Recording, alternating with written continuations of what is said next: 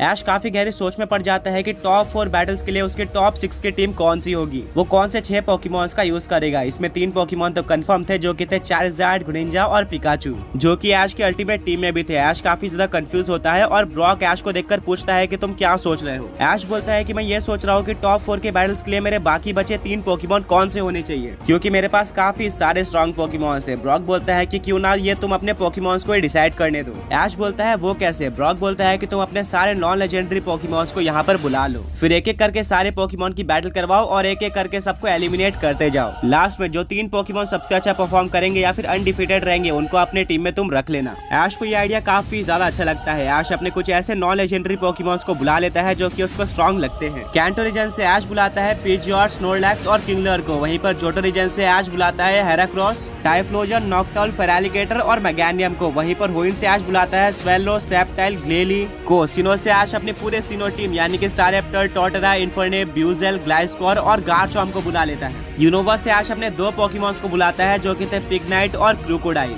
Callus से ऐश अपने नॉइवन, हवलूचा और टैलनफ्लेम को बुलाता है। वहीं पर अब बारी थी अलोला रीजन की, जहां से ऐश अपनी पूरी टीम को बुला लेता है यानी कि मेलमेटल, नागानार्डिल, इन्सिनोर, लाइकेनरॉक और राउलेट को। और फाइनली गला रीजन से भी ऐश अपनी पूरी टीम को बुलाता है जो कि थे ड्रैगनाइट, ड्रैकोविश, गेंगार, लुकारियो और सरफेस। अपने सारे पोकेमॉन्स को वो सब कुछ समझा देता है कि एक टूर्नामेंट होने वाला है। इस टूर्नामेंट में जो टॉप 3 पोकेमॉन्स होंगे उनको मौका मिलेगा पोकेमॉन मास्टर चैंपियनशिप में मेरे बाकी 3 पोकेमॉन्स बनने का बैटल करने के लिए। ये सुनकर ऐश के सारे पोकेमॉन्स काफी खुश हो जाते हैं क्योंकि उन्होंने काफी टाइम से ऐश के साथ बैटल नहीं करी थी और वो ऐश को बैटल में परफॉर्मेंस देकर खुश करना चाहते थे, बट उनको चांस नहीं मिल रहा था। अब ये उनके लिए काफी अच्छा चांस था। सब बिल्कुल फायर्ड अप होते हैं और किसी भी हालत में उनको सारी बैटल जीतना था जिससे वो ऐश के टीम में जगह बना पाए। इस टूर्नामेंट का रेफरी ब्रॉक होने वाला था। फर्स्ट राउंड होता है स्नोरलैक्स और पिजियॉट के बीच में, जहां पर स्नोरलैक्स काफी ज्यादा इजीली जीत जाता है। सेकंड राउंड होता है किंगलर और हेराक्रोस के बीच में। ये बैटल काफी इंटेंस होती है, दोनों ही पोकेमॉन अपना बेस्ट देते हैं, पर लास्ट में हेराक्रोस इस बैटल को जीत जाता है। नेक्स्ट बैटल होती है फेरालिगेटर और टाइफ्लोजन के बीच में। ये बैटल भी काफी इंटेंस होती है, बट फेरालिगेटर को टाइप एडवांटेज था जिसके चलते वो इस बैटल को जीत जाता है। अगली बैटल होती है मैगेनियम और नॉकटाउल के बीच में, जहां पर नॉकटाउल सरप्राइजिंगली बैटल को जीत जाता है। अगली बैटल होती है सेप्टाइल और स्वेलो के बीच में। यहाँ पर स्वेलो के पास टाइप एडवांटेज था, बट फिर भी एक काफी इंटेंस बैटल के बाद सेप्टाइल जीत जाता है। अगली बैटल होती है ग्लेली और इन्फर्नेप के बीच में। यहाँ पर ग्लेली काफी स्ट्रॉन्ग लग रहा था, बट फिर भी इन्फर्नेप उसको ब्लेज एबिलिटी में जाने के बाद डिफीट कर देता है। अब स्टारएप्टर और टोटेरा आमने सामने होते हैं। यहाँ पर स्टारएप्टर इस बैटल को काफी ज्यादा इजीली जीत जाता है। इसके बाद बैटल होती है ग्लाइस्कोर और ब्यूजेल के बीच में। इस बैटल को ग्लाइस्कोर जीत जाता है। अब गार्चॉम्प और क्रोकोडाइल के बीच में बैटल होती है। ये बैटल काफी ज्यादा इंटेंस थी और इसमें गार्चॉम्प जीत जाता है। अनफॉर्चुनेटली क्रोकोडाइल काफी ज्यादा जल्दी इस टूर्नामेंट से बाहर हो गया था। अब नेक्स्ट बैटल होती है ऐश के 2 कैलोस पोकेमॉन हवलूचा और नॉइवन के बीच में। दोनों ही काफी ज्यादा अच्छे फ्रेंड्स थे, बट एंड में हवलूचा इस बैटल को जीत जाता है। अब आमने सामने होते हैं ऐश के टैलनफ्लेम और राउलेट। यहाँ पर टैलनफ्लेम को क्लियर एडवांटेज था, बट इसके बाद भी राउलेट किसी तरह से टैलनफ्लेम को डिफीट करके अगले राउंड में प्रोसीड कर जाता है। अब बैटल होती है लाइकेनरॉक और इन्सिनोर के बीच में। ये दोनों ही सुपर स्ट्रॉन्ग पोकेमॉन्स थे एंड एंड में इस बैटल को लाइकेनरॉक जीत जाता है। अब एक बैटल जिसके लिए सब लोग काफी ज्यादा वेट कर रहे थे वो थी नागानार्डिल और मेलमेटल के बीच में, एक अल्ट्रा बीस्ट और एक मिथिकल पोकेमॉन। नागानार्डिल यहाँ पर काफी अच्छी टक्कर देता है, पर एंड में मेलमेटल इस बैटल को जीत जाता है। अब बारी आती है ऐश के पोकेमॉन जर्नीस पोकेमॉन की। सबसे पहले ड्रैगनाइट और सरफेस बैटल करते हैं, जहाँ पर सरफेस ड्रैगनाइट को काफी अच्छी टक्कर देता है, पर ड्रैगनाइट इस बैटल को जीत जाता है। अब बैटल होती है गेंगार और ड्रैकोविश के बीच में। दोनों ही पोकेमॉन्स काफी स्ट्रॉन्ग थे, बट इस बैटल को गेंगार जीतता है। अब आखिर में लुकारियो बच जाता है। उसके लिए कोई भी अपोनेंट नहीं था, बट लुकारियो काफी स्ट्रॉन्ग पोकेमॉन है, जिसके चलते ऐश डायरेक्टली लुकारियो को सेकंड राउंड में प्रमोट कर देता है। अब टोटल 16 पोकेमॉन्स बचे हुए थे जो कि थे Snorlax, Heracross, Feraligatr, Noctowl, Sceptile, Infernape, Staraptor, Garchomp, Gliscor, Hawlucha, Rowlet, Lycanroc, Melmetal, Gengar, Dragonite और लुकारियो। इनमें से ऐश को 4 पोकेमॉन्स को एलिमिनेट करना था। परफॉर्मेंस के बेसिस पर ऐश और ब्रॉक काफी ज्यादा सोचते हैं और वो लोग लास्ट में 4 पोकेमॉन्स को एलिमिनेट कर देते हैं, जो कि होते हैं हवलूचा, ग्लाइस्कोर, नॉकटाउल और स्टारएप्टर। इनके एलिमिनेट होने के बाद अब टोटल 12 पोकेमॉन्स बचे हुए थे। ये 12 पोकेमॉन एक दूसरे से बैटल करेंगे, जहां पर एक पोकेमॉन एलिमिनेट होगा और एक पोकेमॉन नेक्स्ट राउंड में प्रोसीड करेगा और लास्ट में 6 पोकेमॉन्स बचे रहेंगे और उनमें भी 1 वर्सेस 1 की बैटल होगी। जो इन बैटल को जीत जाता है वो फाइनली ऐश की टीम में आ जाएंगे। हेराक्रोस एक बग और फाइटिंग टाइप पोकेमॉन है, जिसके चलते उसको एक एडवांटेज था, बट स्नोरलैक्स एक काफी बल्की पोकेमॉन है, उसको डैमेज से ज्यादा फर्क नहीं पड़ रहा था और लास्ट में वो हेराक्रोस को डिफीट कर देता है, यानी कि स्नोरलैक्स अब टॉप 6 में आ चुका था। नेक्स्ट बैटल होगी फेरालिगेटर और सेप्टाइल के बीच में। यहाँ पर सेप्टाइल बिना किसी एफर्ट के फेरालिगेटर को डिफीट कर देता है। अब अगली बैटल थी इन्फर्नेप और गारचॉम्प में। अब ये बैटल सच में काफी इंटरेस्टिंग होने वाली थी। बैटल स्टार्ट होती है एंड किसी ने भी नहीं सोचा था कि गारचॉम्प इन्फर्नेप को डोमिनेट करेगा, बट गारचॉम्प अपने ग्राउंड टाइप मूव का यूज करके इन्फर्नेप को काफी वीक करते जा रहा था और इन्फर्नेप के पास कोई भी मौका नहीं लग रहा था। ब्रॉक बोलता है कि मैंने तो सोचा था कि इन्फर्नेप टॉप 3 में जरूर आएगा, बट अब ऐसा नहीं लग रहा है। गारचॉम्प इन्फर्नेप को काफी ज्यादा वीक कर देता है, बट इन्फर्नेप अब ब्लेज एबिलिटी में आ जाता है एंड अब वो बिल्कुल अनस्टॉपेबल हो गया था। बट गारचॉम्प भी कम नहीं था, वो अपना बेस्ट देता है और इन्फर्नेप को काफी अच्छी टक्कर देता है। पर फाइनली एक मार्क पंच का यूज करके इन्फर्नेप गारचॉम्प को एक काफी ज्यादा औसम बैटल में डिफीट कर देता है, जिससे गारचॉम्प एलिमिनेट हो जाता है और इन्फर्नेप टॉप 6 में अपनी जगह बना लेता है। अब अगली बैटल थी राउलेट और लाइकेनरॉक के बीच में। यहाँ पर सरप्राइजिंगली राउलेट लाइकेनरॉक को डिफीट कर देता है, जो कि किसी ने भी नहीं सोचा था, और टॉप 6 में चला जाता है। अब बैटल होती है मेलमेटल और गेंगार के बीच में। ये बैटल काफी इंटरेस्टिंग होती है। इस बैटल को और भी ज्यादा फेयर बनाने के लिए ऐश ने फेनोमेना भी अलाउड किए थे, जिसके चलते गेंगार और मेलमेटल दोनों ही जाइगेंटामैक्स होते हैं और एक दूसरे को काफी अच्छी टक्कर देते हैं। पर आखिर में गेंगार इस बैटल को जीत जाता है, जिससे मेलमेटल एलिमिनेट हो जाता है और गेंगार टॉप 6 में चला जाता है। अब आखिरी बैटल थी ड्रैगनाइट और लुकारियो के बीच में। दोनों ही सुपर स्ट्रॉन्ग ऐश के पोकेमॉन जर्नीज पोकेमॉन थे। दोनों ही पूरी तरह से गियर्ड अप होते हैं। इसमें फेनोमेना भी अलाउड थे, जिसके चलते लुकारियो मेगा इवॉल्व हो जाता है। वहीं पर ड्रैगनाइट डायनामैक्स फेनोमेना का यूज करता है। दोनों ही पोकेमॉन्स के बीच में काफी ज्यादा अच्छी फाइट होती है। दोनों ही अपने बेस्ट मूव का यूज करते हैं और कोई भी हार मानने को तैयार नहीं था, पर आखिर में लुकारियो इस बैटल को जीत जाता है। ड्रैगनाइट काफी ज्यादा डिसअपॉइंटेड होता है, बट ऐश अपने ड्रैगनाइट को मोटिवेट करता है कि तुमने काफी अच्छी बैटल करी। अब ऐश को फाइनली उसके टॉप 6 पोकेमॉन मिल गए थे, जो कि थे स्नोरलैक्स, सेप्टाइल, इन्फर्नेप, राउलेट, गेंगार और लुकारियो। अब इनके बीच में 1 वर्सेस 1 की फाइट होने वाली थी। सबसे पहली बैटल थी स्नोरलैक्स और सेप्टाइल के बीच में। सेकंड बैटल थी इन्फर्नेप और राउलेट के बीच में। वहीं पर थर्ड बैटल थी गेंगार और लुकारियो के बीच में। सारे पोकेमॉन बिल्कुल रेडी होते हैं बैटल करने के लिए, पर तभी ऐश बोलता है कि आज के लिए बस इतना ही। अब खाना खाने का टाइम हो गया है, अब हम बाकी की बैटल कल करेंगे, तब तक के लिए तुम सब रेस्ट कर सकते।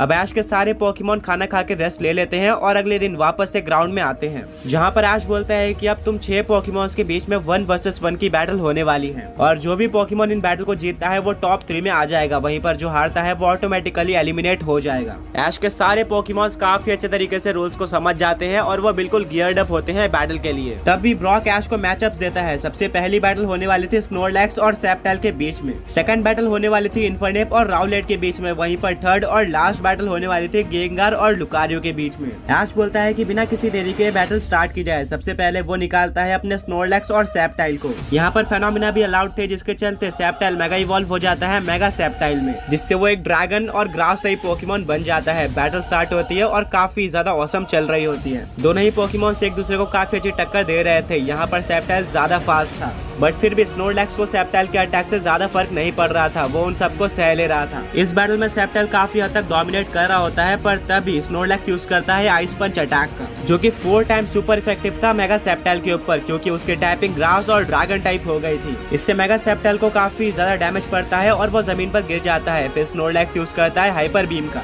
जिससे सेप्टाइल और भी ज्यादा वीक हो जाता है। स्नोरलैक्स इसी तरह से मेगा सेप्टाइल को डोमिनेट करते जा रहा था। ऐसा लग रहा था कि स्नोरलैक्स काफी ज्यादा इजीली जीत जाएगा और वो टॉप 3 में अपनी जगह बना लेगा, बट फिर भी मेगा सेप्टाइल हार मानने को तैयार नहीं था। वो वीक होने के बाद भी बैटल कंटिन्यू करते जा रहा था, जिसके चलते स्नोरलैक्स भी काफी ज्यादा थक जाता है। फिर वो यूज करता है हाइपर बीम अटैक का, जिससे सेप्टाइल नीचे गिर जाता है। अब सेप्टाइल को खत्म करने के लिए स्नोरलैक्स यूज करता है आइस पंच अटैक का। जैसे स्नोरलैक्स सेप्टाइल के पास आने वाला होता है, सेप्टाइल यूज कर देता है फ्रेंजी प्लांट अटैक का, जिसको देखकर ऐश काफी ज्यादा शॉक हो जाता है। वो बोलता है कि मैंने तो ये अटैक अभी तक सेप्टाइल को नहीं सिखाया था और ना ही उसको कभी यूज करते हुए देखा था, बट आज सेप्टाइल ने इस अटैक का कैसे यूज कर दिया। वेल, वो फ्रेंजी प्लांट में स्नोरलैक्स फंस जाता है और वो बाहर नहीं निकल पाता है। तभी सेप्टाइल एक काफी स्ट्रॉन्ग लीफ ब्लेड का यूज करता है और स्नोरलैक्स को हरा देता है। सेप्टाइल ने इस बैटल को पूरी तरह से पलट दिया था लास्ट मोमेंट पे और अब वो टॉप 3 में चला गया था। सेप्टाइल काफी ज्यादा खुश होता है और वो ऐश को आके गले लगाता है। ब्रॉक बोलता है कि ऐसे मोमेंट्स में काफी बार एक पोकेमॉन जीतने के लिए कुछ स्ट्रॉन्ग मूव का यूज कर देते हैं, जो कि उनको भी नहीं पता होते हैं। ऐश स्नोरलैक्स के पास जाता है और बोलता है कि तुमने काफी अच्छी बैटल करी और एंड तक मुझे यही लग रहा था कि तुम जीतोगे, पर सेप्टाइल ने अपने नए अटैक का यूज करके तुमको डिफीट कर दिया। वेल, अब सेप्टाइल टॉप 3 में आ चुका था। ब्रॉक बोलता है कि अब सेकंड बैटल स्टार्ट करनी चाहिए। ऐश अपने इन्फर्नेप और राउलेट को बुला लेता है। राउलेट ने इस पूरे टूर्नामेंट में अनएक्सपेक्टेडली काफी ज्यादा अच्छा परफॉर्म किया था। किसी ने भी नहीं सोचा था कि वो टॉप 6 में आ जाएगा, बट वो टॉप कंटेंडर बन चुका था टॉप 3 में आने के लिए। अब बैटल स्टार्ट होती है। दोनों ही पोकेमॉन्स काफी अच्छी फाइट कर रहे होते हैं। राउलेट अपने फ्लाइंग टाइप मूव का यूज करके इन्फरनेप को वीक कर रहा था, जो कि इन्फरनेप पे सुपर इफेक्टिव थे। वहीं पर इन्फरनेप अपने फायर टाइप मूव का यूज करके राउलेट को वीक कर रहा था, जो कि राउलेट के ऊपर सुपर इफेक्टिव थे। बट एंड में काफी कंफर्टेबली इन्फरनेप इस बैटल को जीत जाता है। उसको ज्यादा एफर्ट लगाने की जरूरत नहीं पड़ती है एंड वो भी टॉप 3 में चला जाता है। यानी कि अब ऐश के 5 पोकेमॉन्स कंफर्म हो चुके थे, जो कि थे चार्जार्ड, पिकाचू, ग्रेनिंजा, सेप्टाइल और इन्फरनेप। अब बस एक लास्ट पोकेमॉन बचा हुआ था, जो कि अगले बैटल में डिसाइड हो जाएगा। ब्रॉक वहां पर आता है और बोलता है कि अगली और लास्ट बैटल है गेंगार और लुकारियो के बीच में। ऐश अपने गेंगार और लुकारियो दोनों को ही बाहर बुला लेता है। बैटल स्टार्ट करने से पहले वो लोग नोटिस करते हैं कि दोनों ही पोकेमॉन्स एक दूसरे से बैटल नहीं करना चाह रहे थे। ब्रॉक बोलता है कि ऐसा क्यों कर रहे हैं। ऐश बोलता है कि ये दोनों ही मेरे पोकेमॉन जर्नीज के पोकेमॉन हैं, जिन्होंने पोकेमॉन मास्टर चैंपियनशिप और पूरे गलार रीजन में एक टीम के तरह बैटल करी थी और काफी अच्छे फ्रेंड्स थे और इन सब ने साथ मिलकर मुझे पोकेमॉन वर्ल्ड चैंपियनशिप जिताई थी। तो शायद इसीलिए ये दोनों पोकेमॉन्स एक दूसरे से बैटल नहीं करना चाह रहे हैं। ऐश बोलता है कि तुम दोनों को बैटल करना ही पड़ेगा, वरना मेरे पास कोई और रास्ता नहीं है थर्ड पोकेमॉन सेलेक्ट करने का। ऐश की बात मानकर दोनों पोकेमॉन्स बैटल के लिए बिल्कुल रेडी हो जाते हैं और बैटल स्टार्ट होती है। गेंगार जाइगेंटामैक्स हो जाता है जाइगेंटामैक्स गेंगार में। वहीं पर लुकारियो मेगा इवॉल्व हो जाता है मेगा लुकारियो में। यहाँ पर गेंगार अपनी असली पावर शो करता है। वो काफी स्ट्रॉन्ग जी मैक्स मूव का यूज करके लुकारियो को काफी ज्यादा वीक कर देता है और अब 3 टर्न्स खत्म हो जाती है। गेंगार अपने बेस फॉर्म में आ जाता है। उसने अपने जाइगेंटामैक्स फॉर्म में तो लुकारियो को काफी अच्छे तरीके से डोमिनेट किया था, पर अब देखना यह था कि क्या गेंगार अपने बेस फॉर्म में भी मेगा लुकारियो को डोमिनेट कर पाता है। बैटल कंटिन्यू होती है। मेगा लुकारियो यूज करता है और स्पीयर अटैक का। गेंगार इसको डॉज करने की कोशिश नहीं करता है और वो एक ही जगह पर खड़े रहता है और स्पीयर गेंगार के ऊपर लग जाता है, बट उसको कोई भी असर नहीं पड़ता। ब्रॉक बोलता है कि फाइटिंग टाइप अटैक का गेंगार के ऊपर कोई भी असर नहीं होता, क्योंकि वो एक घोस्ट टाइप पोकेमॉन है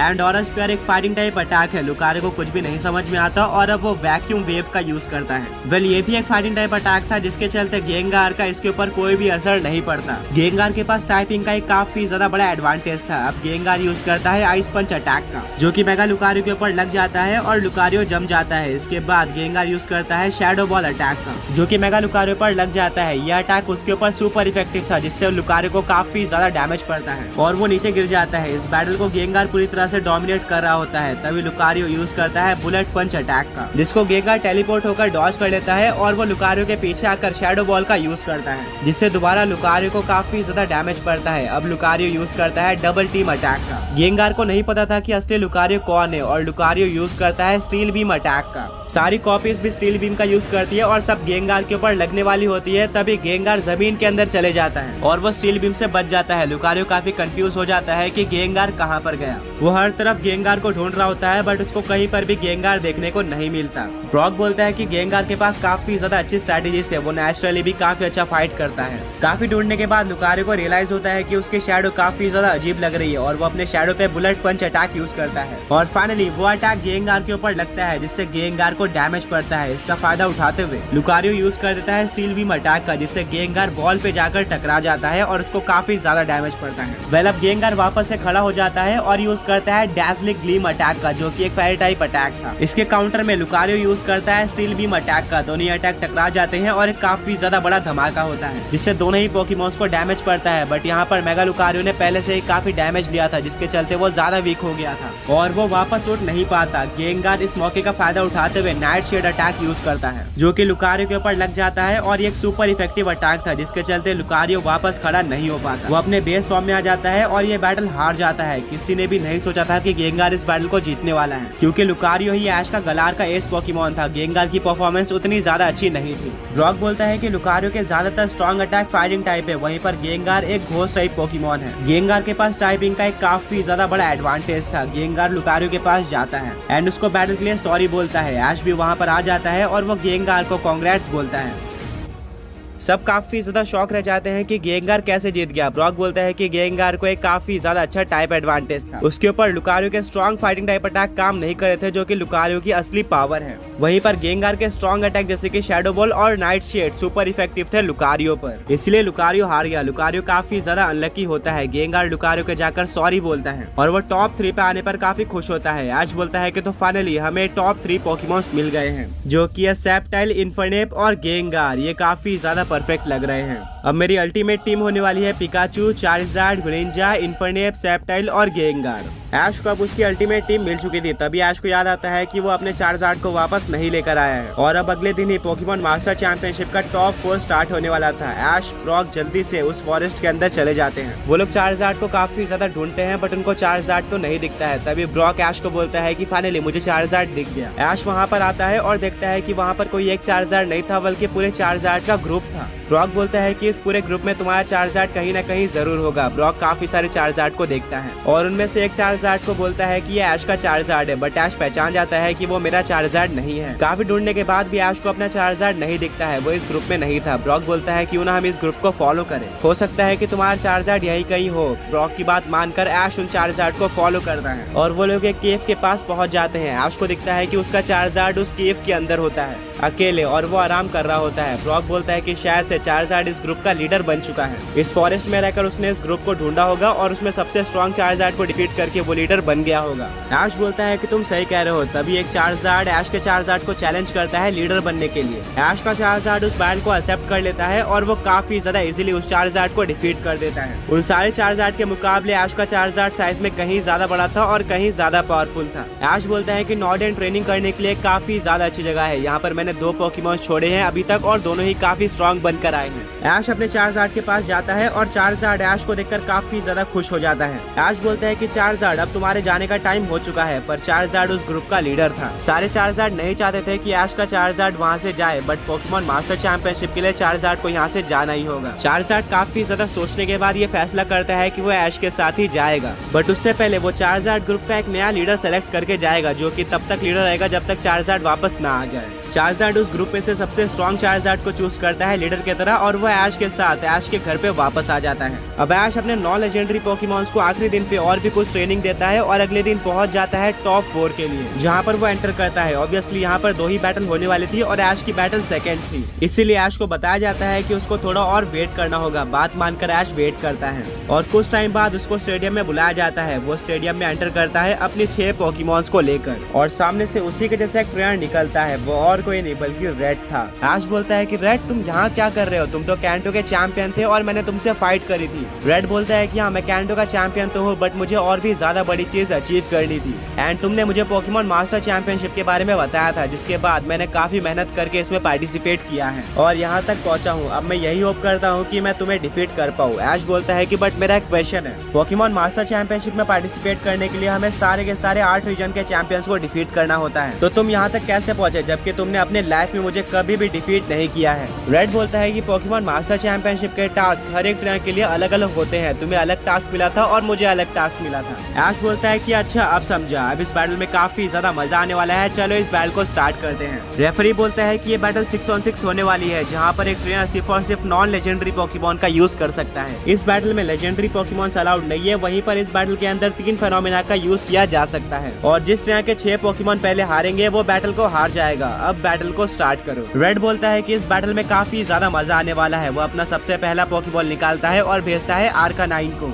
एक काफी स्ट्रॉन्ग फायर टाइप पोकेमॉन। वहीं पर ऐश भी अपना पहला पोकेबॉल निकालता है और भेजता है ग्रेनिंजा को, जो कि बैटल में आते ही बॉन्ड इवॉल्व हो जाता है ऐश ग्रेनिंजा पे। बैटल स्टार्ट होती है और ग्रेनिंजा यूज करता है वाटर शूरिकेन का, जो कि आर्कानाइन पे लग जाता है, बट उसको उतना डैमेज नहीं पड़ता जितना पड़ना चाहिए था। रेड बोलता है कि मैंने अपने आर्कानाइन को एक स्पेशल बेरी दी है जो कि है रिंडो बेरी। इस बेरी के चलते वाटर टाइप के सुपर इफेक्टिव मूव का डैमेज कम हो जाता है। ऐश बोलता है कूल, बट ये स्ट्रेटेजी काम नहीं आने वाली। ऐश अपने ग्रेनिंजा को आइस बीम अटैक यूज करने बोलता है। इसको आर्कानाइन अपने स्पीड का यूज करके डॉज कर लेता है और यूज करता है फायर ब्लास्ट अटैक का, जिसको ग्रेनिंजा भी डॉज कर लेता है। रेड बोलता है कि आर्कानाइन ग्रेनिंजा के पास जाओ, वहीं पर ऐश अपने ग्रेनिंजा को दूर जाने बोलता है। ग्रेनिंजा जितना पीछे जाता है आर्कानाइन उतना ही आगे आता है और एक टाइम पर वो वॉल के पास आ जाते हैं। ग्रेनिंजा और ज्यादा पीछे नहीं जा सकता था, इसीलिए ऐश अपने ग्रेनिंजा को एरिया लेस अटैक यूज करने बोल देता है, बट उससे पहले ही आर्कानाइन थंडर फैन का यूज कर लेता है, जो कि सुपर इफेक्टिव था ग्रेनिंजा पर और ग्रेनिंजा के आसपास इलेक्ट्रिसिटी आ जाती है, यानी कि वो पैरालाइज हो गया था। ब्रॉक बोलता है कि बैटल के स्टार्ट में ही ऐश के पास एक बैड न्यूज है। अब आर्कानाइन यूज करता है वाइल्ड चार्ज अटैक का, ये भी एक सुपर इफेक्टिव अटैक था। ऐश अपने ग्रेनिंजा को इस अटैक को डॉज करने बोलता है,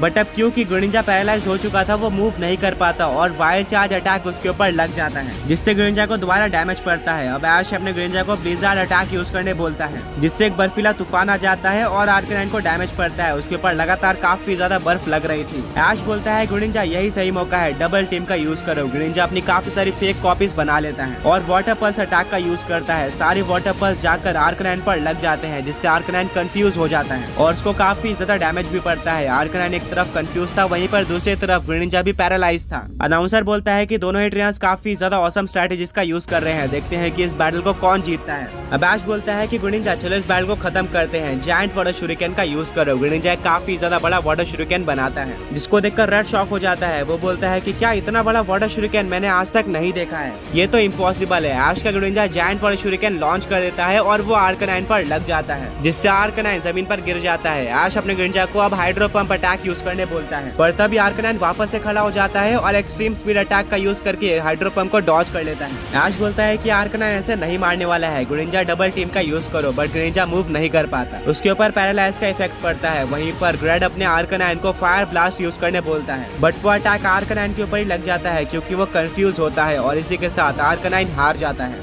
ऐश काफी खुश होता है और वो बोलता है कि हमने पहला स्टेप कंप्लीट कर लिया। रेड बोलता है कि इतना खुश मत हो जाओ, ये तो बस शुरुआत थी और मुझे इतना ज्यादा जल्दी जज मत करो। वो अपना नेक्स्ट पोकेबॉल निकालता है और ग्राउंड में फेंकता है जिसमें से निकलता है इलेक्ट्रीवायर, एक इलेक्ट्रिक टाइप पोकेमॉन। ऐश अपने ग्रेनिंजा के साथ ही कंटिन्यू करने का सोचता है और बैटल कंटिन्यू होती है। इलेक्ट्रीवायर स्टार्ट करता है थंडर अटैक के साथ। ऐश अपने ग्रेनिंजा को इसको डॉज करने बोलता है बट पैरालिसिस के चलते वो मूव नहीं कर पाता और उसके ऊपर थंडर अटैक लग जाता है जिससे वो काफी ज्यादा वीक हो जाता है और वो जमीन पर गिर जाता है। रेड बोलता है कि इलेक्ट्रीवायर थंडर पंच का यूज करो।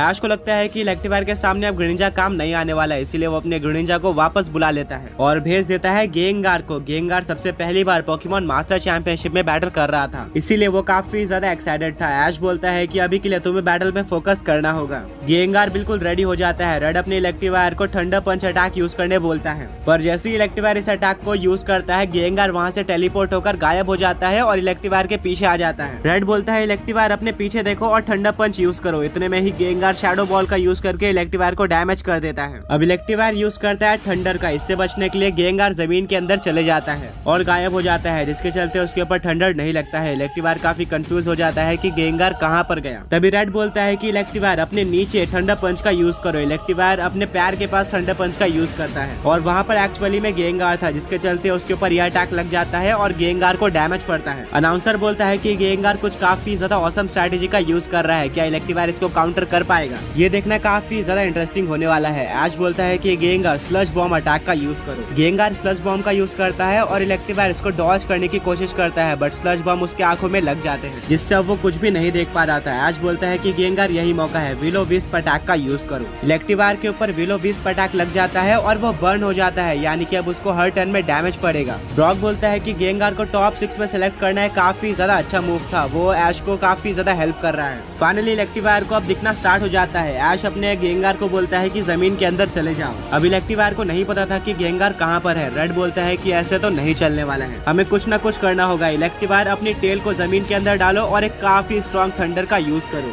इलेक्ट्रीवायर अपना बेस्ट देके काफी स्ट्रॉन्ग थंडर का यूज करता है जिससे पूरी बैटलफील्ड डिस्ट्रॉय हो जाती है, जिससे गेंगार को डैमेज पड़ता है। साथ में काफी सारे रॉक भी गेंगार के ऊपर लगते हैं जिससे गेंगार वॉल पर जाकर टकरा जाता है। तभी इलेक्ट्रीवायर गेंगार के पास आकर एक काफी स्ट्रॉन्ग थंडर पंच का यूज करता है जिससे गेंगार नीचे गिर जाता है। अचानक से इलेक्ट्रीवायर ने कमबैक कर लिया था। गेंगार किसी तरह से तो खड़े होता है और यूज करता है डैजलिंग ग्लीम अटैक का। ये एक फेयर टाइप अटैक था जो कि इलेक्ट्रीवायर पर लग जाता है। साथ में इलेक्ट्रीवायर को अब बर्न से भी दोबारा डैमेज पड़ता है। रेड बोलता है कि इलेक्ट्रीवायर चलो इस बैटल को खत्म करते हैं, थंडर पंच का यूज करो। इलेक्ट्रीवायर गेंगार के पास आ जाता है और गेंगार अपनी स्ट्रेटेजी यूज करके इलेक्ट्रीवायर के पीछे चले जाता है टेलीपोर्ट होकर और यूज करता है आइस पंच अटैक का। रेड बोलता है कि गेंगार पीछे, अपना ठंडा पंच पीछे की तरफ यूज करो। इलेक्ट्रीवायर बिल्कुल ऐसा ही करता है जिससे आइस पंच और ठंडा पंच दोनों ही अटैक टकरा जाते हैं और एक काफी ज्यादा बड़ा धमाका होता है। और जैसे कि सबने एक्सपेक्ट किया था दोनों ही पोकेमॉन हार गए थे, यानी कि ये बैटल एक टाई थी। ऐश अपने गेंगार को पोकेबॉल के अंदर वापस बुलाता है और बोलता है कि तुमने काफी अच्छी बैटल की और काफी अच्छे स्ट्रेटेजीज का यूज किया। वहीं पर रेड भी अपने इलेक्ट्रीवायर को पोकेबॉल के अंदर वापस बुलाता है। रेड के 2 पोकेमॉन हार गए थे, वहीं पर ऐश का एक ही पोकेमॉन हारा था। रेड बोलता है कि अब मैं ज्यादा वेट नहीं कर सकता, मुझे अपने पावर हाउस पोकेमॉन को यूज करना होगा। वहीं पर ऐश भी अपना पोकेबॉल निकालता है और दोबारा से ग्रेनिंजा को भेजता है जिसको उसने पहले पॉकीबॉल के अंदर ले लिया था। रेड बोलता है जाओ स्नोरलैक्स। स्नोरलैक्स बैटलफील्ड में आ जाता है और पूरी बैटलफील्ड हिल जाती है। रेड का स्नोरलैक्स काफी ज्यादा स्ट्रॉन्ग लग रहा था। बैटल स्टार्ट होती है और ऐश अपने ग्रेनिंजा को एरिया लेसर अटैक यूज करने बोलता है। जैसे ग्रेनिंजा स्नोरलैक्स के पास आता है, स्नोरलैक्स हाइपर बीम का यूज कर देता है जिससे ग्रेनिंजा को काफी ज्यादा डैमेज पड़ता है। ग्रेनिंजा ऑलरेडी बैटल करके काफी ज्यादा थक चुका था, इसलिए ऐश बोलता है कि ग्रेनिंजा अपने लास्ट मूव का यूज करो।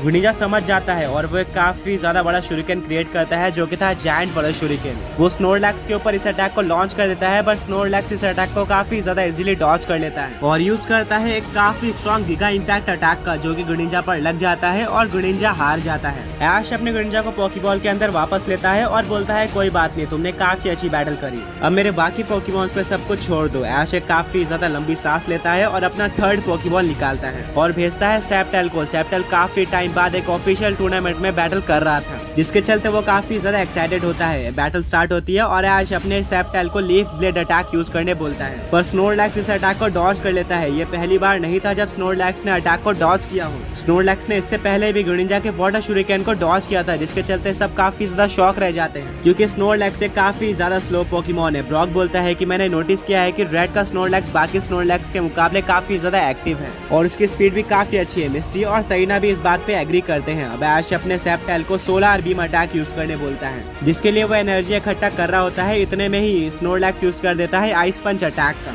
जो कि सुपर इफेक्टिव था सेप्टेल पर। इससे सेप्टेल को काफी ज्यादा डैमेज पड़ता है। ब्रॉक बोलता है कि ये तो वही बैटल है जो कि ऐश ने करवाई थी अपने पॉकीमॉन्स के बीच में, जहाँ पर टॉप 6 में सेप्टेल और स्नोरलैक्स लड़ रहे थे और ऐश का स्नोरलैक्स भी इसी तरह से आइस पंच अटैक का यूज करके सेप्टेल को डैमेज दे रहा था। मिस्टी बोलती है कि क्या ऐश ने ऐसा भी कोई टूर्नामेंट करवाया है? ब्रॉक बोलता है कि हम दोनों ने मिलकर ऐसा टूर्नामेंट करवाया था और इस टूर्नामेंट के बेसिस पर ही ऐश ने अपनी टीम को सिलेक्ट किया है। वेल, इसके बारे में हम बाद में अच्छे से बात करते हैं, अभी के लिए बैटल पे फोकस करो। ऐश अपने मेगा रिंग को बाहर निकालता है और वो अपने सेप्टाइल को मेगा इवॉल्व कर देता है मेगा सेप्टाइल में, जिससे वो ड्रैगन और ग्रास टाइप का एक सुपर स्ट्रॉन्ग पोकेमॉन बन जाता है। अब ऐश का सेप्टाइल यूज करता है बुलेट सीड अटैक का। रेड अपने स्नोरलैक्स को वहीं पर खड़े रहने बोलता है और उसके ऊपर बुलेट सीड अटैक लग जाते हैं, बट उन अटैक्स का स्नोरलैक्स पे कोई भी असर नहीं पड़ता है क्योंकि स्नोरलैक्स एक काफी ज्यादा बल्कि पोकेमॉन था। रेड बोलता है कि स्नोरलैक्स बॉडी स्लैम का यूज करो, वहीं पर ऐश अपने सेप्टेल को लीफ ब्लेड यूज करने बोलता है। सेप्टेल लीफ ब्लेड तो यूज कर देता है, बट स्नोरलैक्स बॉडी स्लैम का यूज करके उसको पूरी तरह से दबा देता है और अब स्नोरलैक्स उसके ऊपर था। सेप्टेल बाहर नहीं निकल पा रहा था और वो काफी बुरी तरीके से फंस गया था। ब्रॉक बोलता है कि ऐश जल्दी से सेप्टेल को वापस बुलाओ। ऐश अपने सेप्टेल को वापस बुलाने की कोशिश करता है, बट वो वापस नहीं आ पाता।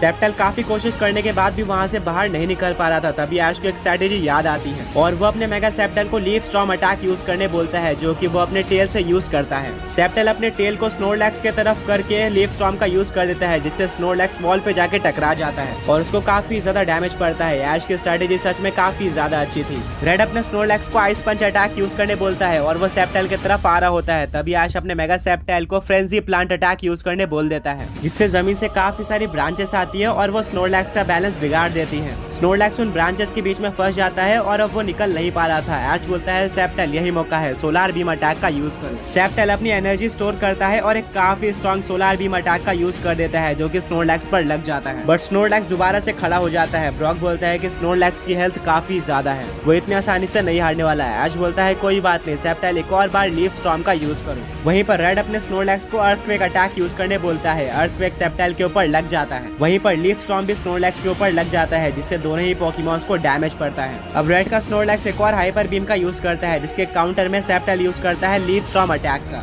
हाइपर बीम ज्यादा पावरफुल था, जिसके चलते वो लीफ स्टॉर्म को डिस्ट्रॉय करते हुए सेप्टेल के ऊपर लग जाता है और सेप्टेल जमीन पर गिर जाता है। तभी स्नोरलैक्स मेगा सेप्टेल के पास आकर आइस पंच अटैक का यूज करता है, जो कि 4 टाइम्स इफेक्टिव था मेगा सेप्टेल पर, जिससे मेगा सेप्टेल हार जाता है।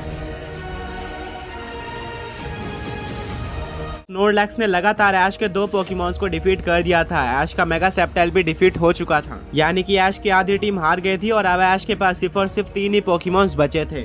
सेप्टेल की परफॉर्मेंस देखकर ऐश काफी ज्यादा सैड होता है, बट फिर भी वो सेप्टेल को बोलता है कि तुमने काफी अच्छा किया और निकालता है अपना 4th पोकेबॉल। वो बोलता है कि मुझे तुमसे काफी ज्यादा एक्सपेक्टेशन है एंड आई होप कि तुम ये बैटल मुझे जिताओगे। जाओ इन्फरनेप। इन्फरनेप भी काफी टाइम बाद एक ऑफिशियल टूर्नामेंट बैटल में आया था और वो परफॉर्मेंस करने के लिए काफी ज्यादा एक्साइटेड होता है। बैटल स्टार्ट होती है और स्नोरलैक्स आइस पंच का यूज करता है। ऐश बोलता है इन्फरनेप अपनी जगह पर ही खड़े रहो और फ्लेम थ्रोअर यूज करो, जिससे स्नोरलैक्स के ऊपर फ्लेम थ्रोअर लगता है, बट फिर भी स्नोरलैक्स रुकता नहीं चाहिए और वो आइस पंच का यूज कर देता है। स्नोरलैक्स का डिफेंस काफी ज्यादा अच्छा था। ऐश बोलता है कि इन्फर्नेप डिग अटैक का यूज करो। इन्फर्नेप बिल्कुल ऐसे ही करता है और वो गड्ढा खोद कर अंदर चले जाता है। अब स्नोरलैक्स को नहीं पता था कि इन्फर्नेप कहाँ से आने वाला है। रेड एक स्माइल लेता है और अपने स्नोरलैक्स को अर्थक्वेक अटैक यूज करने बोलता है, जिससे पूरी जमीन शेक होने लगती है और इन्फर्नेप को काफी ज्यादा डैमेज पड़ता है क्योंकि वो जमीन के अंदर था और साथ में वो एक फायर टाइप पोकेमॉन भी है। बट इन्फर्नेप इसको सह लेता है और वो स्नोरलैक्स के पीछे से बाहर आता है। ऐश बोलता है कि इन्फर्नेप यही मौका है, क्लोज कॉम्बैट का यूज करो। इन्फर्नेप क्लोज कॉम्बैट का यूज कर देता है, जिससे वो काफी सारे सुपर इफेक्टिव पंच मारता है स्नोरलैक्स पर और स्नोरलैक्स हार जाता है।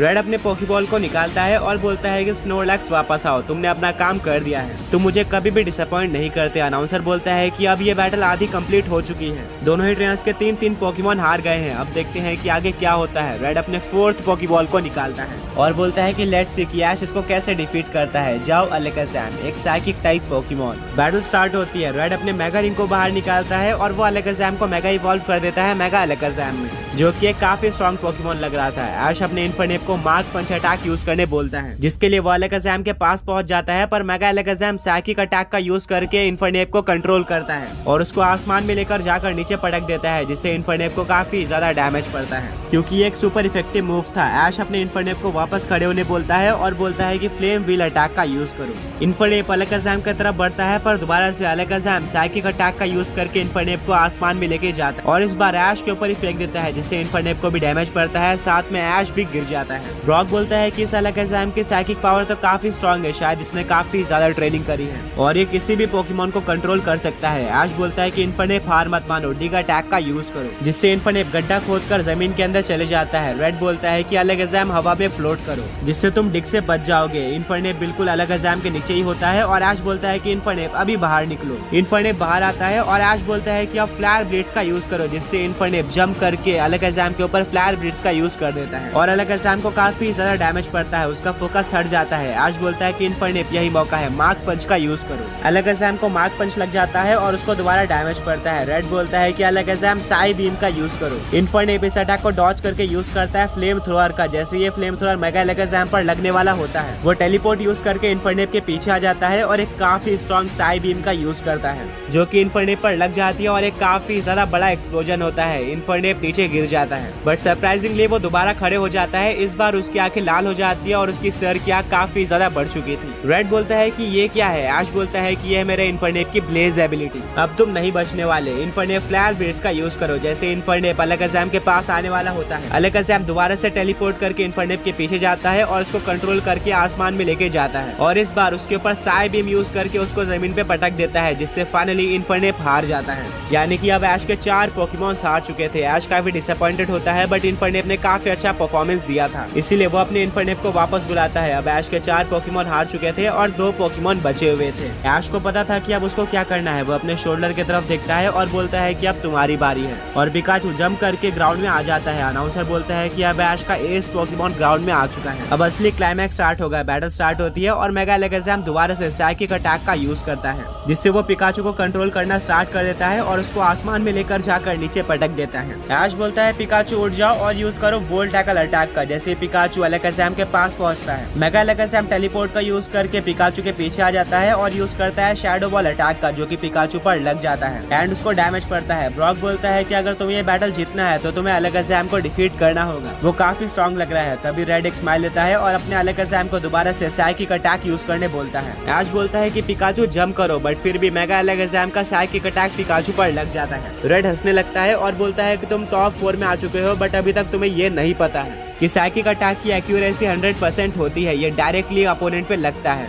अलकाज़ाम इस अटैक को डायरेक्टली माइंड से यूज करता है, जिसके चलते इस अटैक को डॉज करने का सवाल ही नहीं उठता है। अभी ऐश के लिए काफी ज्यादा बड़ी दिक्कत खड़ी हो चुकी थी। इसको काउंटर करने का ऐश के पास एक ही तरीका था। वो अपनी ज़ीरिंग बाहर निकालता है और अपनी हैंड पिकाचू को दे देता है और बोलता है कि पिकाचू 10 मिलियन थंडरबोल्ट का यूज करो। पिकाचू अपने फुल पावर के साथ 10 मिलियन थंडरबोल्ट का यूज करता है, जिसको मेगा अलकाज़ाम टेलीपोर्ट होकर डॉज करने की कोशिश करता है, बट फिर भी वो अटैक मेगा अलकाज़ाम के ऊपर ऊपर लग जाता है और एक काफी ज्यादा बड़ा एक्सप्लोजन होता है। और एक्सप्लोजन के बाद देखने को मिलता है कि अलकazam हार चुका है, यानी कि अब वो आगे बैटल नहीं कर सकता। रेड अपने अलकazam को पोकेबॉल के अंदर वापस बुलाता है और बोलता है कि तुमने काफी ज्यादा अच्छी बैटल करी, बिल्कुल वैसे ही जैसे कि मैंने सोचा था, और अब ये बैटल में 100% जीतने वाला हूँ। रेड अपना 5वां पोकेमॉन निकालता है और उसको ग्राउंड में फेंकता है, जिसमें से निकलता है लैप्रेस, एक ऐसा पोकेमॉन जो कि ऐश के पास एक टाइम पे रह चुका है, बट ये ऐश के लैप्रेस के मुकाबले काफी स्ट्रॉन्ग लग रहा था। रेड अपना डायनामैक्स बैंड निकालता है और वो अपने लैप्रेस को जाइगेंटामैक्स कर देता है जाइगेंटामैक्स लैप्रेस में, और बैटल स्टार्ट होती है। रेड बोलता है कि लैप्रेस सर्फ अटैक के साथ स्टार्ट करो। लैप्रेस से काफी ज्यादा बड़ा वेव क्रिएट करता है जो कि पिकाचू की तरफ बढ़ रही होती है, पर जैसे ही वो वेव पिकाचू के पास आती है, पिकाचू थंडर अटैक का यूज कर देता है, जिससे वो वेव पिकाचू को तो लग जाती है, पर लैप्रेस को भी काफी डैमेज पड़ता है क्योंकि वो वेव में इलेक्ट्रिसिटी आ गई थी। अब रेड अपने लैप्रेस को आइस बीम अटैक यूज करने बोलता है, जिसको पिकाचू एजिलिटी का यूज करके डॉज कर लेता है और यूज करता है वोल्ट टैकल का। वहीं पर लैप्रेस यूज करती है बॉडी स्लैम का। दोनों ही पोकेमॉन अपने अटैक कर देते हैं, पर वोल्ट टैकल ज्यादा पावरफुल और सुपर इफेक्टिव था, जिसके चलते लैप्रेस को ज्यादा डैमेज पड़ता है।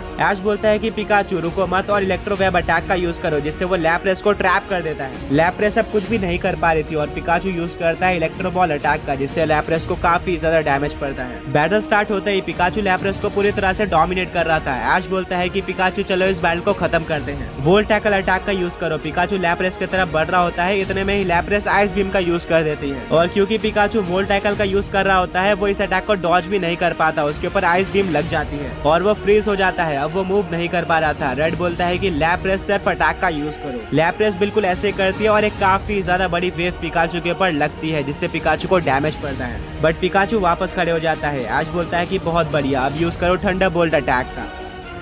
अब क्योंकि 3 टर्न्स हो गए थे, लैप्रेस अपने जाइगेंटामैक्स फॉर्म से बेस फॉर्म में आ जाती है और रेड बोलता है कि मैं इस बैटल को ज्यादा आगे नहीं खींचना चाहता, चलो इस बैटल को यहीं पर एंड करते हैं, और वो अपने लैप्रेस को पेरी स्ट्रॉन्ग अटैक यूज करने बोल देता है, जो कि पिकाचू के ऊपर लग जाता है। अब पिकाचू का यहाँ पर बचने का कोई भी तरीका नहीं था। ऐश को पता था कि इस मूव के यूज होने के 3 टर्न्स बाद पिकाचू डेफिनेटली हार जाएगा। ब्रॉक बोलता है कि अब कोई फायदा नहीं है, 3 टर्न्स तक तुम जितना डैमेज दे सकते हो उतना डैमेज लैप्रेस को दो, वरना पिकाचू ऐसे ही हार जाएगा। ऐश अपने पिकाचू को फुल पावर लगा के थंडर अटैक यूज करने बोलता है, जिसके काउंटर में लैप्रेस यूज करती है आइस बीम अटैक का। दोनों अटैक टकरा जाते हैं, बट थंडर ज्यादा पावरफुल था, जिसके चलते वो आइस बीम को डिस्ट्रॉय करते हुए जाकर लैप्रेस के ऊपर लग जाता है, जिससे लैप्रेस को डैमेज पड़ता है। अब 1 टर्न हो गई थी। ऐश बोलता है कि पिकाचू जाते जाते लैप्रेस को हरा दो, इलेक्ट्रो वेब अटैक का यूज करो। ये लैप्रेस के ऊपर लग जाता है और लैप्रेस ट्रैप हो जाती है, जिसके बाद पिकाचू अपने फुल पावर का यूज करके एक इलेक्ट्रो बॉल यूज करता है, जो कि नॉर्मल साइज से काफी ज्यादा बड़ा था। इस इलेक्ट्रो बॉल को यूज करते ही पिकाचू फेंट हो जाता है, क्योंकि उसने 3 अटैक यूज कर लिए थे। वहीं पर क्योंकि लैप्रेस इलेक्ट्रो वेब से ट्रैप थी, वो मूव नहीं कर पाती और इस अटैक को डॉज नहीं कर पाती। उसके ऊपर एक काफी बड़ा सुपर इफेक्टिव इलेक्ट्रो बॉल लग जाता है, जिससे काफी ज्यादा बड़ा एक्सप्लोजन होता है और लैप्रेस भी हार जाती है। रेफरी बोलता है कि दोनों ही पोकेमॉन्स लड़ नहीं सकते, यानी कि ये बैटल एक टाई है। अनाउंसर बोलता है कि स्ट्रैटेजीज का काफी अच्छा क्लैश देखने को मिला है। पिकाचू ने जाते जाते भी लैप्रेस को डिफीट कर दिया। वहीं पर लैप्रेस ने पेरी स्ट्रॉन्ग अटैक का यूज करके इतने स्ट्रॉन्ग पिकाचू को बिना किसी एफर्ट के डिफीट कर दिया। अब दोनों ही ट्रेनर्स के पास उनका एक यानी कि फाइनल पोकेमॉन बचा हुआ है। देखते हैं वो पोकेमॉन कौन सा होने वाला है। रेड अपना आखिरी पोकेमॉन निकालता है और बोलता है कि मेरी सारी उम्मीदें तुम्हारे ऊपर है, तुम मेरे अब तक के सबसे स्ट्रॉन्ग पोकेमॉन हो। और इस पोकेमॉन भी हमारी जर्नी काफी अच्छी रही है और तुमने मुझे काफी सारी इंपॉर्टेंट बैटल जिताई है,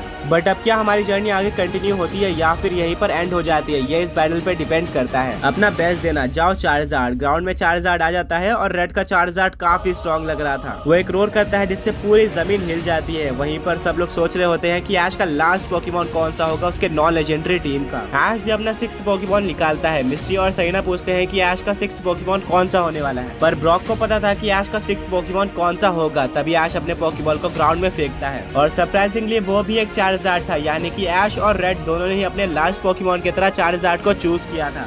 ऐश बोलता है कि चार्जार्ड, मैं जानता हूँ कि तुम्हारा ड्रीम रहा है सबसे स्ट्रॉन्ग चार्जार्ड बनना, और अब तुम्हारे सामने one of the strongest Charizard है, तो तुम इसको डिफीट करके अपने आप को प्रूव कर सकते हो। चार्जार्ड बिल्कुल गियर्ड अप होता है, तभी रेड अपने मेगा रिंग को निकालता है और चार्जार्ड को मेगा इवॉल्व कर देता है मेगा चार्जार्ड एक्स में। इसके बाद ऐश बोलता है कि हम क्यों पीछे हटे, वो भी अपना कीस्टोन निकालता है और मेगा रिंग का यूज करके चार्जार्ड को मेगा इवॉल्व कर देता है मेगा चार्जार्ड एक्स में। सारी ऑडियंस काफी ज्यादा एक्साइटेड हो जाती है। अनाउंसर बोलता है कि ऐसा हमें काफी कम देखने को मिलता है। पोकेमॉन मास्टर चैंपियनशिप के एक टॉप 4 बैटल में 2 सेम मेगा इवॉल्व पोकेमॉन्स में बैटल होने जा रही है, और वो भी फाइनल बैटल स्टार्ट होती है और सबसे पहले रेड अपने मेगा चार्जार्ड एक्स को ड्रैगन पल्स यूज करने बोलता है। वहीं पर ऐश का चार्जार्ड भी ड्रैगन पल्स का यूज करता है। दोनों ही अटैक टकरा जाते हैं और किसी को भी डैमेज नहीं पड़ता। रेड बोलता है कि चार्जार्ड ड्रैगन क्लॉ का यूज करो। वहीं पर ऐश भी अपने मेगा चार्जार्ड एक्स को ड्रैगन क्लॉ का यूज करने बोलता है। दोनों ही पोकेमॉन एक दूसरे को डैमेज देते हैं। इसी तरह से वो लगातार सेम टाइप के अटैक्स का यूज कर रहे थे और एक दूसरे को वीक करते जा रहे थे। रेड बोलता है कि mega Charizard x Draco meteor का यूज करो।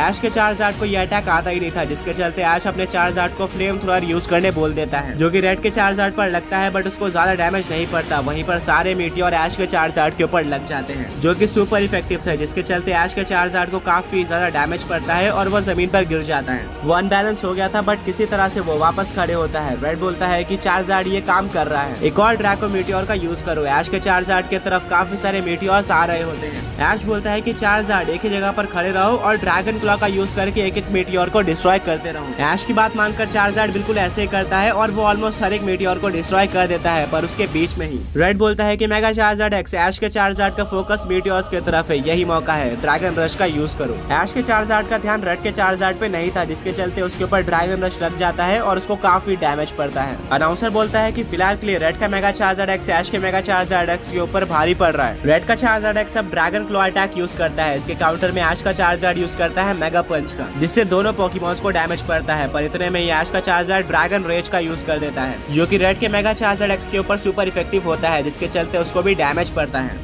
दोनों ही पोकेमॉन सुपर स्ट्रॉन्ग लग रहे थे और एक दूसरे को काफी अच्छी टक्कर दे रहे थे। रेड बोलता है कि चलो इस बैटल को खत्म करते हैं, एक और ड्रैको मीटियोर का यूज करो। ऐश बोलता है कि चार्जार्ड इस बार डिस्ट्रॉय करने की जगह पे इनको फ्लाई करके डॉज करो। चार्जार्ड एक एक करके सारे मीटियोर को डॉज कर रहा होता है और वो धीरे धीरे रेड के चार्जार्ड की तरफ बढ़ रहा होता है। जैसे वो रेड के चार्जार्ड के पास आ जाता है, रेड का चार्जार्ड ड्रैगन रश का यूज कर देता है, जिससे ऐश का चार्जार्ड वापस से जमीन पर गिर जाता है। इस बार लग रहा था कि ऐश का चार्जार्ड दोबारा नहीं खड़ा हो पाएगा, बट वो किसी तरह से वापस खड़े होता है। इतने में ही रेड का चार्जार्ड एक और ड्रैको मीटियोर का यूज करता है। अनाउंसर बोलता है कि रेड के चार्जार्ड ने पूरी तरह से ड्रैको मीटियोर को डॉज कर लिया है, ऐश इसको कैसे काउंटर करेगा। पिछले बार की तरह ऐश अपने चार्जार्ड को इसको फ्लाई करके डॉज करने बोलता है। चार्जार्ड बिल्कुल ऐसे करता है और वो दोबारा से रेड के चार्जार्ड की तरफ बढ़ता है। जैसे ही वो पास आता है, रेड का चार्जार्ड दोबारा से ड्रैगन रश यूज करता है, पर चार्जार्ड ऊपर चले जाता है, जिससे वो बच जाता है। ऐश बोलता है कि चार्जार्ड यही मौका है, साइज़मिक टॉस का यूज करो। ऐश का चार्जार्ड रेड के चार्जार्ड को पकड़ लेता है और वो उसको आसमान में लेकर जाकर गोल गोल घुमाता है और नीचे पटक देता है, जिससे काफी ज्यादा बड़ा एक्सप्लोजन होता है और हर तरफ धुआं हो जाता है। रेड बोलता है कि क्या तुम्हारे मेगा चार्जार्ड एक्स को साइज़मिक टॉस भी आता है। ऐश बोलता है कि हाँ, ये मेरे चार्जार्ड का सिग्नेचर अटैक है। अनाउंसर बोलता है कि ऐश के चार्जार्ड ने काफी स्ट्रॉन्ग मूव यूज किया है रेड के चार्जार्ड पर। देखना होगा कि रेड का चार्जार्ड बचा है या फिर वो अभी भी लड़ सकता है। अभी भी धुआं नहीं हटा था। ऐश का चार्जार्ड बिल्कुल कॉन्फिडेंट होता है कि वो बैटल जीत चुका है, पर तभी उसके ऊपर काफी सारे मीटियोर्स गिरना स्टार्ट हो जाते हैं, जो कि उसके ऊपर सुपर इफेक्टिव थे। ऐश काफी कंफ्यूज हो जाता है कि ये मीटियोर कहाँ से आया। तभी धुआं हट जाता है और देखने को मिलता है कि रेड का चार्जार्ड अभी भी खड़ा है, वो हारा नहीं है और उसने स्मोक के अंदर से ही ड्रैको मीटियोर यूज किया है, जिससे ऐश का चार्जार्ड काफी वीक हो चुका था। रेड बोलता है कि चार्जार्ड चलो इस बैटल को खत्म करते हैं, ड्रैगन क्लॉ का यूज करो। रेड का चार्जार्ड ऐश के चार्जार्ड के पास आ जाता है और ड्रैगन क्लॉ का यूज करता है। ऐश भी बोलता है कि चार्जार्ड ड्रैगन टेल का यूज करो। दोनों ही अटैक टकरा जाते हैं और दोनों पोकेमॉन्स को डैमेज पड़ता है, क्योंकि दोनों ही अटैक सुपर इफेक्टिव थे। ऐश का चार्जार्ड जमीन पे गिरा हुआ था, क्योंकि वो ऑलरेडी काफी ज्यादा वीक हो चुका था। वहीं पर रेड का चार्जार्ड अभी भी खड़ा था। रेड एक स्माइल देता है और बोलता है कि फाइनली मैं टॉप 2 में पहुंच चुका हूं। तभी ऐश का चार्जार्ड वापस खड़े हो जाता है और रेड का चार्जार्ड नीचे गिर के बेस फॉर्म में आ जाता है, यानी कि फाइनली ऐश का चार्जार्ड जीत चुका था। उसने प्रूव कर दिया था कि वो अब तक का one of the strongest Charizard है। ऐश काफी ज्यादा खुश होता है और वो अपने चार्जार्ड को गले लग जाता है। ऐश का चार्जार्ड भी काफी खुश होता है। वहीं पर रेड काफी सैड होता है और वो अपने चार्जार्ड के पास जाता है और बोलता है कोई बात नहीं, तुमने अपना बेस्ट दिया बट इसके बाद भी तुम हार गए, इसका मतलब ऐश का चार्जार्ड ही ज्यादा स्ट्रॉन्ग है। रेड अपने चार्जार्ड को पोकेबॉल के अंदर वापस लेता है और वो ऐश के पास जाता है उसको कांग्रेट्स करने। वहीं पर ऐश के फ्रेंड्स भी यानी कि ब्रॉक, मिस्टी और सरीना भी ऐश को कांग्रेट्स बोलते हैं।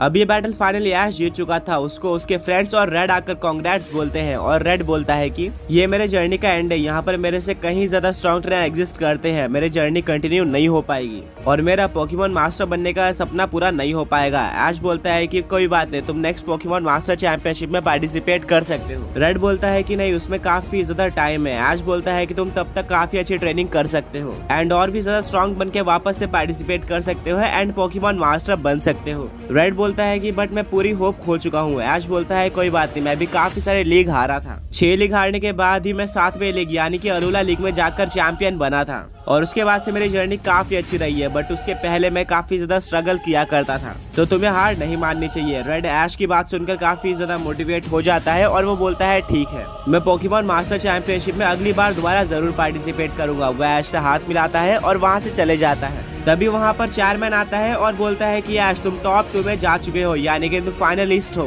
एंड एक ऑसम चीज बता दो कि फाइनल भी नॉन लेजेंडरी पोकेमॉन्स का होने वाला है, इसमें लेजेंडरी पोकेमॉन अलाउड नहीं होंगे। ऐश बोलता है कि क्या, ऐसा क्यों? चेयरमैन बोलता है कि हमारे पोकेमॉन मास्टर चैंपियनशिप में हमेशा से ऐसा ही होता आ रहा है और ज्यादातर चैलेंजर्स को भी ये पसंद है। ऐश बोलता है कि बट मुझे तो ये पसंद नहीं है। चेयरमैन बोलता है कि मेजोरिटी को पसंद है। अब तुम फाइनल बैटल के लिए कुछ टाइम बाद अपीयर हो सकते हो, तुम्हें टाइमिंग और नोटिफिकेशन मिल जाएगा। बेस्ट ऑफ लक और अपनी बेस्ट टीम प्रिपेयर करना। ऐश बोलता है ठीक है और वो स्टेडियम के बाहर आ जाता है। ऐश काफी ज्यादा खुश होता है फाइनलिस्ट बनकर, बट वो सोचता है कि उसका अपोनेंट कौन होने वाला है। ब्रॉक बोलता है कि वो तो उसको तभी पता चलेगा जब वो स्टेडियम में जाएगा फाइनल बैटल करने के लिए। ऐश बोलता है कि हाँ। तभी ऐश और उसके फ्रेंड्स को एक काफी ज्यादा क्राउडेड जगह दिखती है जहाँ पर वो सब जाते हैं। उनको देखने को मिलता है कि वहाँ पर एक शो चल रहा था जो कि इंडियन पोकेमॉन रीजन पर बेस्ड था। वो लोग इंडियन रीजन को प्रमोट कर रहे थे। ऐश बोलता है कि एक इंडियन रीजन, ये तो काफी इंटरेस्टिंग लग रहा है, मैंने ऐसे किसी रीजन के बारे में पहले कभी भी नहीं सुना था। ब्रॉक, मिस्ट्री और सरीना भी बोलते हैं कि हाँ, हमने भी नहीं सुना है। उस शो के अंदर वो इंडिया रीजन के पोकेमॉन्स, वहाँ के लोग और वहाँ के चैंपियन के बारे में बता रहे होते हैं और वहाँ की स्पेशलिटी भी दिखा रहे होते हैं, जैसे कि वहाँ के काफी सारे ऑसम कल्चर और मॉन्यूमेंट,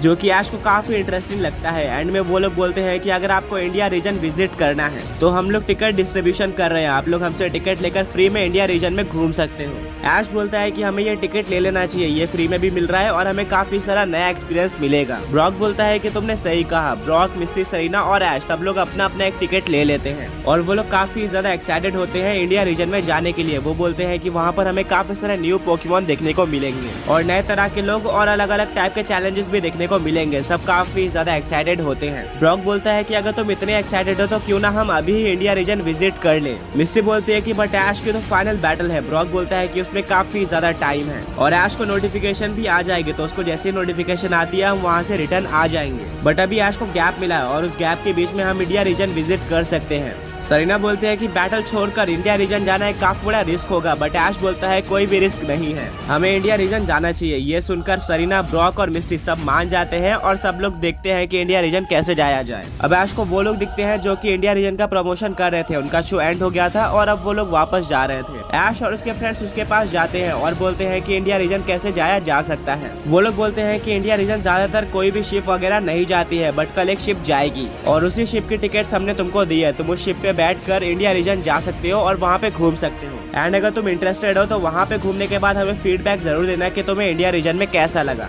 ऐश बोलता है जरूर, बट हमें वो शिप किधर मिलेगी? वो लोग बोलते हैं कि हमें कल कॉल कर देता, हम भी इंडिया रीजन ही जा रहे हैं, हम लोग साथ में जाएंगे। ऐश बोलता है ठीक है, बट मैंने अभी तक तुम्हारा नाम नहीं पूछा। वो बोलते हैं कि मेरा नाम राहुल है और ये सब मेरे असिस्टेंट हैं जिनका नाम है अंकित और मनीष, हम कल तुम्हारी हेल्प कर देंगे, अभी के लिए हम इंडिया में टूरिज्म बढ़ा रहे हैं। ऐश बोलता है ठीक है, हम जरूर जाएंगे इंडिया में। अब अगले दिन ऐश को राहुल का कॉल आता है और वो बोलता है कि अब शिप निकलने वाली है, तुम लोग जल्दी से अपने घर के बाहर आओ, हम साथ में चलेंगे। ऐश और उसके फ्रेंड्स तैयार होके बाहर आते हैं और उनको देखने को मिलता है कि इंडिया के लोग कॉपर राजा पे बैठे हुए होते हैं। वो ऐश और उसके फ्रेंड्स को बोलते हैं कि जल्दी आओ और कॉपर राजा पर बैठ जाओ। ये ऐश और उसके फ्रेंड्स के लिए बिल्कुल नया एक्सपीरियंस था। वो सब कॉपर राजा पर बैठ जाते हैं और कुछ टाइम बाद वो लोग इस बीच पर आ जाते हैं जहाँ से वो शिप इंडिया के लिए जाने वाली थी। वो लोग टिकट दिखाकर उस शिप पे बैठ जाते हैं और वो शिप स्टार्ट हो जाती है। सब काफी ज्यादा एक्साइटेड होते हैं। राहुल वहाँ पर आता है और बोलता है कि हम कुछ टाइम बाद इंडिया रीजन में आने वाले हैं, तो रेडी रहो। कुछ टाइम बाद ऐश और उसके फ्रेंड्स इंडिया रीजन में आ जाते हैं और वो लोग हर तरफ देखते हैं। उनको काफी सारी नई चीजें देखने को मिलती है जो कि नॉर्मली उनको नॉर्दर्न रीजन या फिर किसी और रीजन में देखने को नहीं मिलती। जैसे कि यहाँ पर हर जगह पे स्ट्रीट फूड मिल रहे थे, उनको खाने की कोई भी कमी नहीं थी।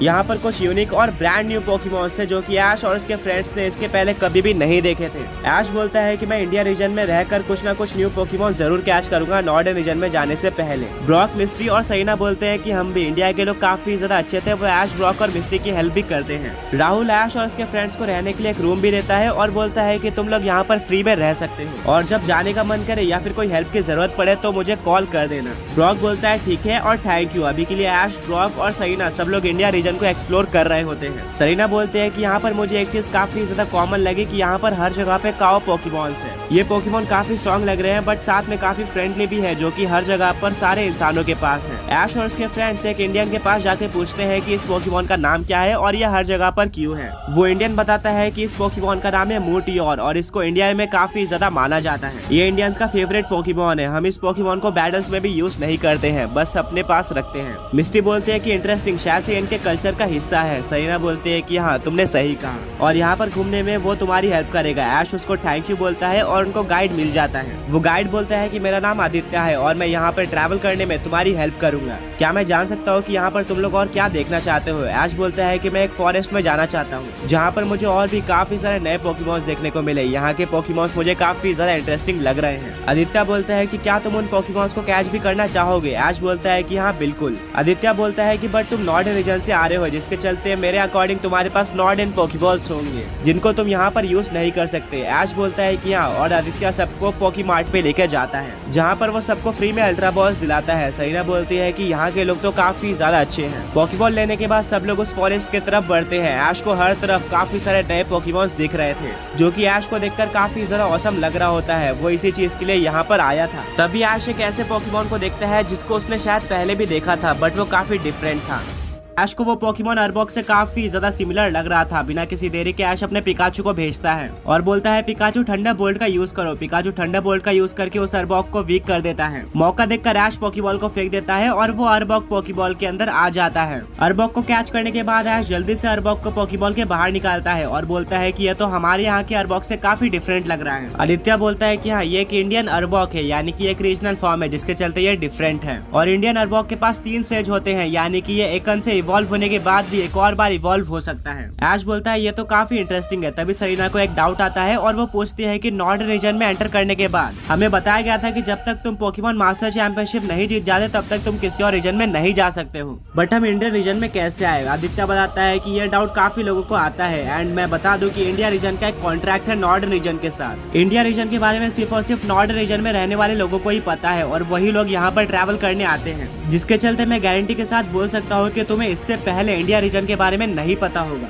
ऐश बोलता है कि हाँ तुमने सही कहा। आदित्य बोलता है कि ऑल्सो तुम इंडिया रीजन से सिर्फ और सिर्फ नॉर्डर्न रीजन जा सकते हो, यहाँ से तुम किसी और रीजन में ट्रैवल नहीं कर सकते। ऐश बोलता है कि अच्छा अब मुझे सब कुछ समझ में आ गया है। ऐश पूछता है कि क्या इंडिया रीजन में कोई लीग या फिर जिम लीडर से? आदित्य बोलता है कि हाँ बिल्कुल, बट यहाँ पर सिर्फ और सिर्फ इंडिया रीजन के लोग और नॉर्डर्न रीजन के लोग पार्टिसिपेट करते हैं, साथ में वो लोग भी जो कि नॉर्डर्न रीजन में फंसे हुए हैं किसी और रीजन से। ऐश बोलता है कि इंटरेस्टिंग, मैं भी इसमें साइड बाय साइड कम्पीट करना चाहता हूँ। इसके रूल्स और रेगुलेशन क्या है, साथ में क्राइटेरिया क्या है इंडिया लीग में पार्टिसिपेट करने के लिए? आदित्य बोलता है कि किसी और नॉर्मल लीग की तरह इंडिया लीग में भी पार्टिसिपेट करने के लिए तुम्हें 8 जिम लीडर्स को डिफीट करना होगा, जिसके बाद तुम सारे बैलेंस दिखाकर इंडिया लीग में पार्टिसिपेट करके लीग विनर बन सकते हो और आगे जाके लाइटफोर को डिफीट करके चैंपियन भी बन सकते हो। ऐश बोलता है कि मैं पोकेमॉन मास्टर बनने के बाद यहाँ पर पार्टिसिपेट करने का सोचूंगा। वो लोग उस फॉरेस्ट में और आगे बढ़ते हैं और ऐश को एक काफी कूल पीकॉक पोकेमॉन देखने को मिलता है। ऐश बिना कुछ सोचे समझे अपने पिकाचू को भेजता है और उस पोकेमॉन को वीक करके उसको कैच कर लेता है। आदित्य बताता है कि इस पोकेमॉन का नाम है पी-शॉक और ये हमारे इंडिया रीजन में काफी ज्यादा पॉपुलर है। सब काफी ज्यादा घूमते हैं इंडिया रीजन में और काफी सारी नई चीजें डिस्कवर करते हैं। ऐश बोलता है कि अब हमें चलना चाहिए वापस से नॉर्डर्न रीजन में। आदित्य बोलता है ठीक है तुम लोग जा सकते हो, बट मैं तुम्हें एक पास देना चाहूंगा। ऐश बोलता है कैसा पास? आदित्य बोलता है कि इस पास को दिखाकर तुम कोई भी शिप में बैठकर इंडिया रीजन में आ सकते हो, वो भी बिल्कुल फ्री में। ऐश बोलता है ये तो काफी अच्छा रहेगा और आदित्य सबको एक एक पास दे देता है और सब लोग शिप पर बैठकर वापस से नॉर्डर्न रीजन में पहुंच जाते हैं। ऐश बोलता है मुझे तो इंडिया रीजन में काफी ज्यादा मजा आया। ब्रॉक, मिस्टी और सरीना ने भी काफी ज्यादा मजा किया होता है। ऐश बोलता है कि अब ट्रेनिंग करने का टाइम आ चुका है। ब्रॉक बोलता है कि मेरे अकॉर्डिंग पिछले बैटल में जिस भी पोकेमॉन ने अच्छा परफॉर्म नहीं किया है तुम उसको निकाल सकते हो अपने टीम से और एक ऐसे पोकेमॉन को ऐड कर सकते हो जो कि अच्छा परफॉर्म कर सकता है। ऐश बोलता है कि बट हमें वापस से टूर्नामेंट कराना होगा। ब्रॉक बोलता है कि नहीं, जो तुमने पिछली बार टॉप 6 कराया था उसमें 3 पोकेमॉन जीते थे और 3 हारे थे, तो जो 3 पोकेमॉन पोकेमोन हारे थे उन तीनों में से तुम किसी एक या फिर 2 पोकेमोन को सिलेक्ट कर सकते हो अपने टीम में, जिससे उनको भी एक चांस मिल जाएगा। ऐश बोलता है कि हाँ, स्नोरलैक्स ने काफी ज्यादा अच्छा परफॉर्म किया था, मेरे अकॉर्डिंग तो मुझे स्नोरलैक्स को टीम में रखना ही चाहिए। ब्रॉक बोलता है कि हाँ, स्नोरलैक्स सच में काफी ज्यादा औसम था, पर तुम उसे किस पोकेमोन के बदले यूज करोगे? ऐश काफी ज्यादा सोचता है और बोलता है कि मुझे गेंगार को रिप्लेस करना चाहिए। हाँ, गेंगार ने काफी अच्छी परफॉर्मेंस दी थी और एक काफी क्रूशियल रोल प्ले किया था, बट स्नोरलैक्स को भी एक चांस मिलना चाहिए। ऐश अपने गेंगार को बाहर निकालता है और सब कुछ बता देता है। गेंगार मान जाता है, जिसके बाद ऐश गेंगार को पीसी में स्टोर कर देता है और अपने स्नोरलैक्स को अपने पास बुला लेता है